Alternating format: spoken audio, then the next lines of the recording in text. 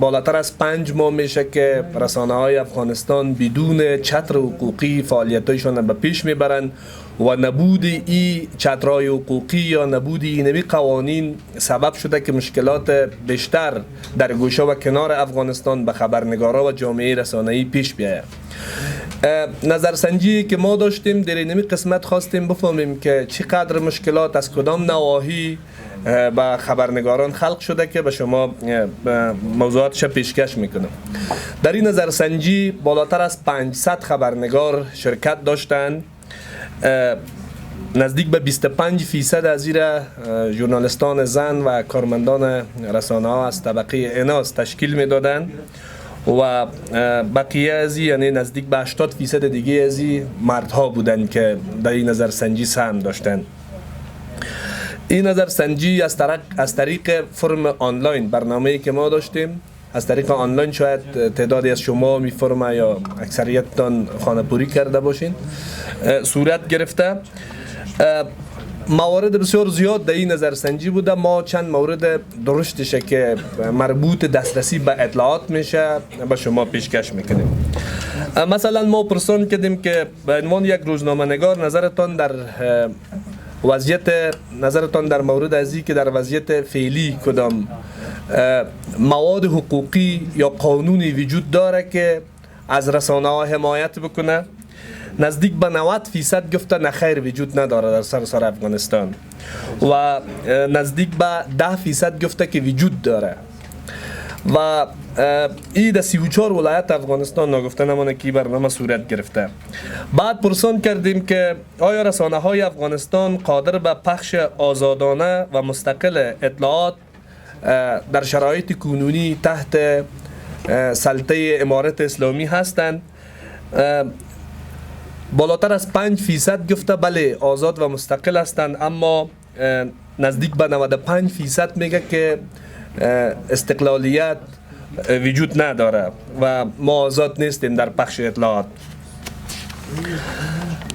پرسان کردیم که در وضعیت فعلی برای فعالیت رسانه ها سانسور وجود داره.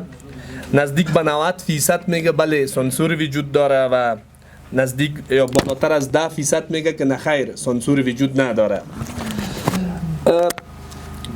گفتیم که آیا خبرنگاران داخلی و خارجی میتوانند آزادانه اخبار و اطلاعات را جمع بکنن و پوشش بدن بدون اذیت لفظی و فیزیکی؟ بالاتر از 5% میگه که مشکلات وجود نداره و آزادانه ژورنالیستان خارجی و داخلی میتونن پوشش بدن، اما بالاتر از 90% میگه که مشکلات جدی وجود داره در این قسمت. پرسان کردیم که سانسور که جو حاکم وضع کرده است بر تولید برنامه های شما تاثیر داشته؟ او در برنامه هایی که ارتباط داشته به اطلاعات، ما تنها در پخش اطلاعات اخبار را نداشتیم، نه برنامه های مختلف در قبال رسانه ها داشتن.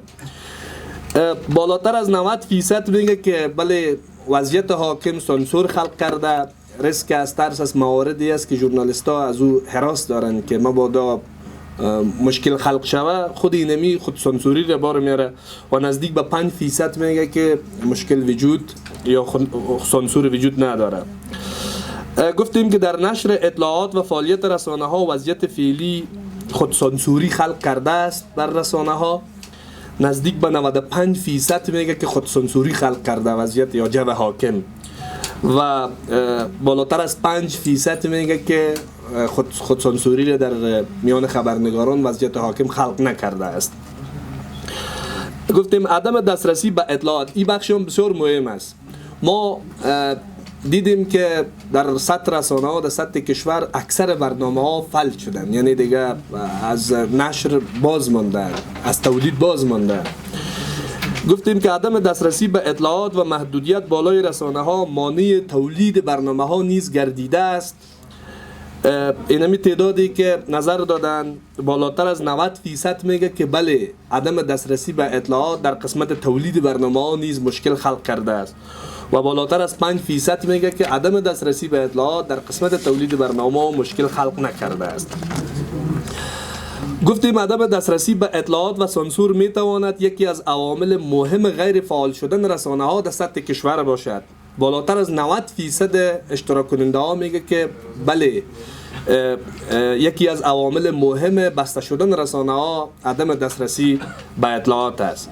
و مخالف میگه که، یا بالاتر از 5% میگه که نخیر، این تاثیر نکرده.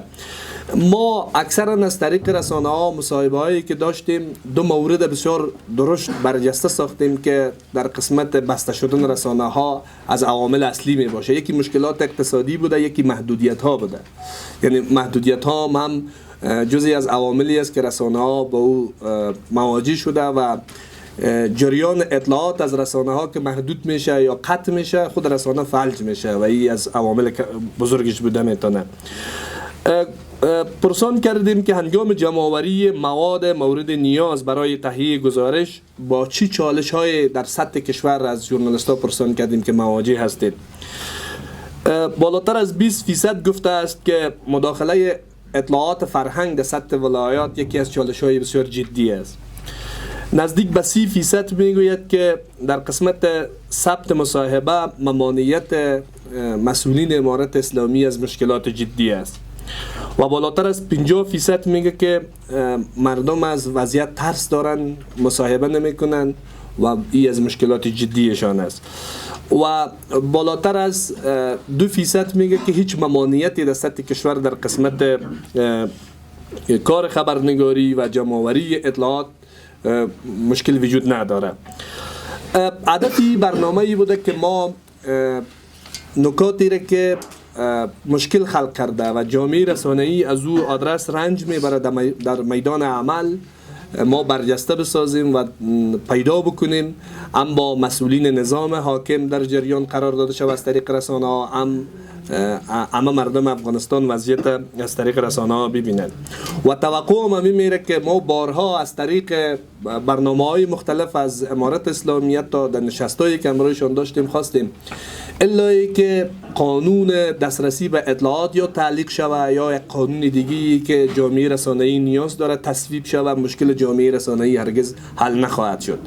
و ما از طریق رسانه ها بار گفتیم که نبود قانون مشکلات زیادی را بار میاره. یکی از او دو دستگی است، یکی از او برخورد سلیقه‌ای با رسانه ها در قسمت دسترسی به اطلاعات است، مداخله بخش‌های مختلف نظام حاکم با سلیقه خودشان